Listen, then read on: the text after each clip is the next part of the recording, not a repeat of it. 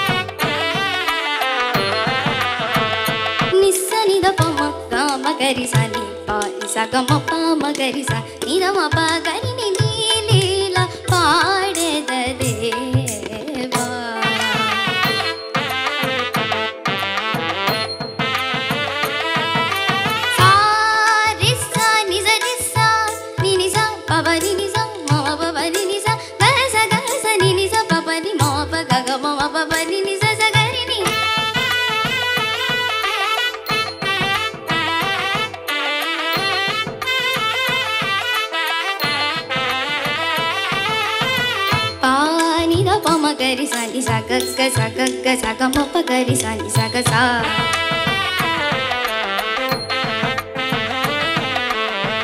నిని బ మ మ ప ని ప సా ని ద ప మ గరి సా గ సా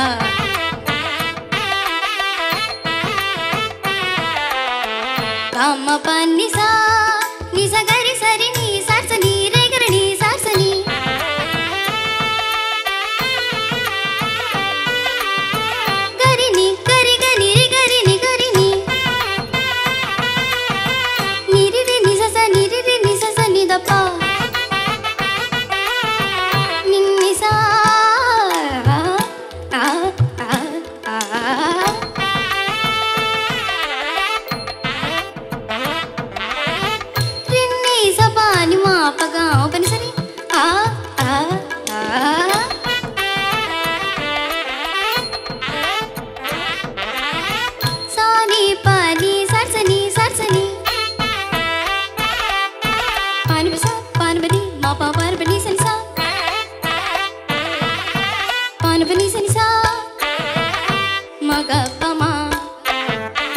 సార్సని నిసని బా సార్సని సార్స సార్స సార్స గరి గరి సని గరి సని సా రిసని ద ప పరమస ని ద ప మ పరమ గరి స గ మ ప కబరి ప సని గరి సని ప సని సని గరి రి సని ద మ ప ని ని న పాడద దేవా మములా ని మాముతు దేవా ని న పాడద దేవా.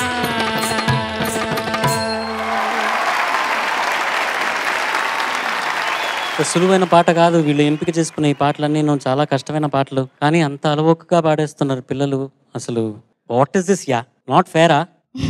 Not at all fair. What are the judges say? Will see. ఎవరితో మాట్లాడదాం? ఎవరైనా పర్వాలేదు. ఎవరైనా పర్వాలేదు కదా. చంద్రబోస్ గారు. కీర్తన నమస్తే సార్. చాలా బాగా పాడావు. Thank you sir. బాగా కసరత్తు చేసి వచ్చినట్టున్నావు ఈ పాట గురించి. నిజంగా అసలు ఆ చివర్లో వచ్చే అవన్నీ కూడా ఆ మెలికలన్నీ అంత సునాయాసమైన విషయమే కాదు, చాలా అసాధారణంగా ఆలపించావు. అప్రతిభున్నయ్యాను నీ గాన ప్రతిభకి. చాలా గొప్పగా పాడావు. Thank you sir. ఎప్పుడూ పొగుడుతుంటాం కదా, ఇంకా ఈసారి పొగడ్తలో ఇంకా మాటలు లేవు. చివరిగా ఒక మాట చెప్పేసి ముగిస్తా, ఎందుకంటే పొగిడే అవకాశం ఇంకా ఉండదు. తన గురించి కవిత చెప్పలేని యాతన కీర్తన.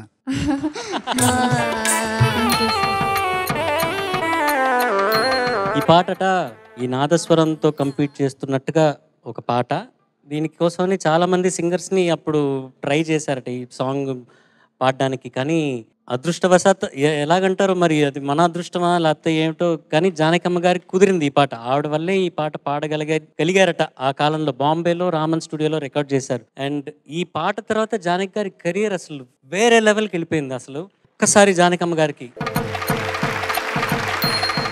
ఆ కాలంలో 2 ట్రాక్ అని చెప్పొచ్చు. ఎందుకంటే బాంబేలో జానకమ్మ గారు పాడితే చెన్నైలో నాదస్వరం మటుకు రికార్డ్ చేశారు, ఫుల్ సాంగ్ రికార్డ్ చేశారు. దాని తర్వాత 2 ఫిల్మ్స్ మ్యారీ చేశారు. ఆ కాలంలో డబుల్ ట్రాక్ రికార్డింగ్ జరిగింది. అది ఎలా వాళ్ళకి ఆలోచన వచ్చిందో, but hats off Subbaiah Naidu గారికి. ఈ పాటని ఇలా విజువలైజ్ చేసి జానకమ్మ గారికి ఈ అవకాశం ఇచ్చి మాకు జానకమ్మ గారికి ఇచ్చినందుకు వాళ్ళందరికీ పెద్దలందరికీ మా ధన్యవాదాలు తెలుపుకుంటున్నాము. అలాగే మా బంగారు తల్లి ఎంత అద్భుతంగా పాడింది. సునీత మేడం ఏమంటారో చూద్దాం. ఈ పాట ఇప్పటి వరకు నేను వేదిక మీద పాడే ధైర్యం చేయలేదు. ఆ ఫ్యూచర్లో కూడా చేస్తానని నాకు నమ్మకం లేదు. అంటే ప్రొఫెషనల్ సింగర్స్గా మేమే చాలా భయపడేటటువంటి పాట ఇది. అందున కాంపిటీషన్లో ఉన్నావు, ఎంతో కాన్ఫిడెన్స్ లేకపోతే, నీ మీద నీకు నమ్మకం లేకపోతే ఈ పాట ఎంచుకుంటావు. నీ ఎంపికకు, నీ ఆత్మవిశ్వాసానికి ముందుగా hats off. Thank you ma'am. Cinema పాటలో వచ్చినటువంటి శాస్త్రీయ సంగీత గీతాలు కానీ, కీర్తనలు కానీ, కృతులు కానీ ఏమైనా ఉన్నాయి అంటే ఇదే ప్రత్యక్ష ఉదాహరణగా మనందరం భావిస్తాం. అటువంటి పాటను తీసుకొని నువ్వు చాలా బాగా పాడావు నాన్న. Thank you ma'am. చాలా బాగా పాడావు. నీ సాధన ఇలాగే కొనసాగాలి. మళ్ళీ మళ్ళీ మళ్ళీ నీ గురించి మాట్లాడే అవకాశం మాకు దొరకాలి అని నేను భగవంతుడిని ప్రార్థిస్తున్నాను. Congratulations to you and all the best. Thank you ma'am. First of all Charan గారికి హ్యాట్స్ ఆఫ్. ఎందుకంటే మీరు ఆ పాట గురించి విషయాలు చెప్తూ ఉంటే యాక్చువల్గా ఎస్పీబీ సార్, బాలు గారు ఇలాంటి విషయాల్ని స్వరాభిషేక కార్యక్రమంలో పాడుతా తీయగాలో చెప్పేవారు.